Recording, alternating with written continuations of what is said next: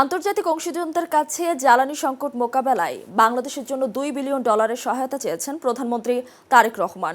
বুধবার দুপুরে সংসদ সচিবালয়ের দফতর থেকে এশিয়া জিরো এমিশন কমিউনিটি প্লাসের এক অনলাইন সম্মেলনে অংশ নিয়ে এই সহায়তা চান তিনি।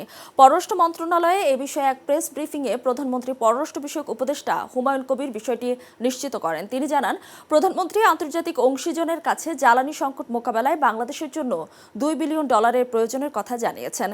এজেক সম্মেলনে অংশ নেওয়া দেশগুলো ভবিষ্যতে জ্বালানি সংকট মোকাবেলায় একসঙ্গে কাজ করার বিষয়ে সম্মত হয়েছে বলেও জানান পররাষ্ট্র বিষয়ক উপদেষ্টা। জ্বালানি সংকট মোকাবেলায় জাপানের প্রধানমন্ত্রী সানায়ে তাকাইচির পরিচালনায় ভার্চুয়ালি এই সম্মেলন অনুষ্ঠিত হয়। এতে তারেক রহমান এবং জাপানের প্রধানমন্ত্রী সহ বিভিন্ন দেশের সরকার প্রধানরা বক্তব্য দেন।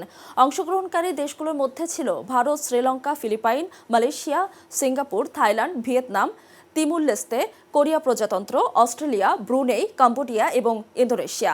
এছাড়া ইন্টারন্যাশনাল এনার্জি এজেন্সি এবং এশীয় উন্নয়ন ব্যাংক থেকে প্রতিনিধিরা এই অধিবেশনে অংশ নেন।